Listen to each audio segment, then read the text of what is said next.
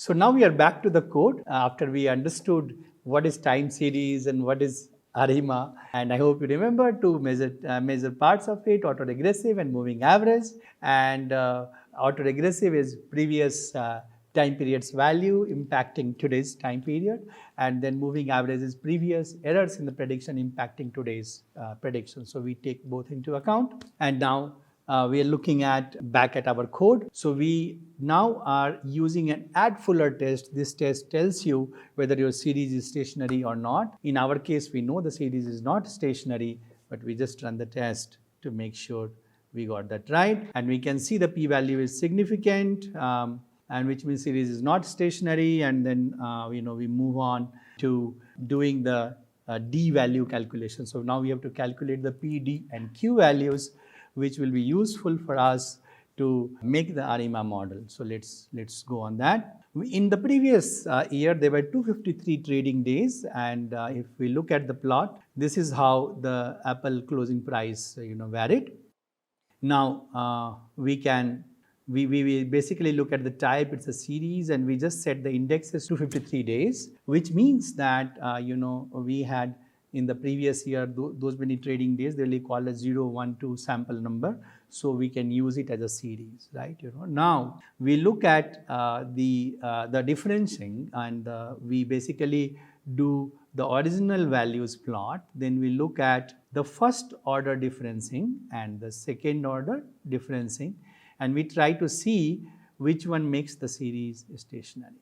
Let's look at that. Now you can see that d equals 2 is most likely making the series stationary, and could be d equals 1 because it started kind of going back and forth on this graph here for d equals 1, but mostly d equals 2 is our most likely assumption, but we'll see. It could be d equals 2 or 1. Now we look at the p-value selection.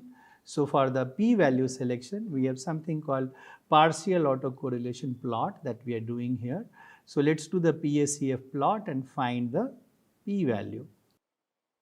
Now you can see that the PACF plot here shows us a significant value at 1, and then everything else is insignificant. That means that p equals 1, right? We are clear on that. Yeah? So then we move on to finding the q value, which is number of significant lag terms for the error prediction, the impact of error on today's prediction. So let's look at the prediction, finding the q value. And here we are going to use the autocorrelation graph. Here we used partial autocorrelation, and in this one for finding q we use autocorrelation. So let's use the autocorrelation values. Well, we have two significant values. You see the line here, two significant values. One is at 1 and the other one is at about 15, right? So we just ignore that part and assume q will be 1 or close to 1, right? So let's find out. Now we are trying to build an ARIMA model with p-value 1, d equals 2, and q equals 1. This is what we found out. Let's try to build a model.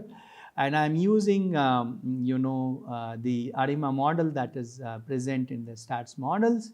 So let's try and build this model. So we kind of pass the data here, the data that we have for Apple closing prices. And now we have a model fitting summary. Not bad. The p-value should have been a bit low here, but yeah, it's 0.2. So we will try and find another combination that gives a good value of p. So let's look at 111, and for this the p-value is quite low, which is good for us, below 0.05. So it looks like a good model to use in predict, right? And we also see the AIC, HQIC values which look good. We look at some of the other combinations like 1 to 2, increasing the value of q to 2, and that actually is not giving us a great result. So back to 111. Let's build the model again, and let's now plot the prediction and the actuals, right?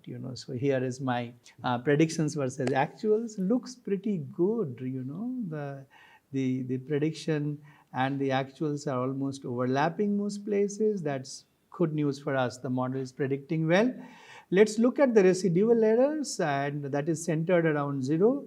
A little bit of more amount of residual errors on this side. If it was, the curve was much sharper, it would have been a better news. But yes, I mean, we can possibly look at what could be the other combinations and, of PD and Q values which can give us a better value. We'll do that. Now let's try and forecast next end day's share price. So let's try and do that. You can see here, we have predicted the next 15 days, basically the last 15 days share price in that block. And we look at what is the actual. Now look at our prediction. The green line is our prediction. And the green line alone is not the prediction. The green line is kind of a base value. And then it says that in the fin, if you see here, it may vary within this fin, and it is pretty much within that. So that's the uncertainty that it carries in the prediction. Now, how can we make this better?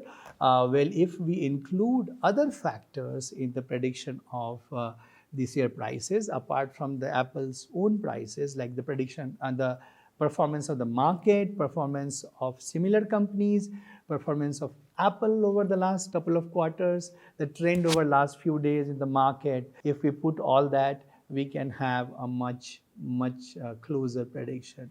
Now, we can look at the accuracies in the prediction, and we have close to about 0.02% error in the prediction, which is kind of tolerable.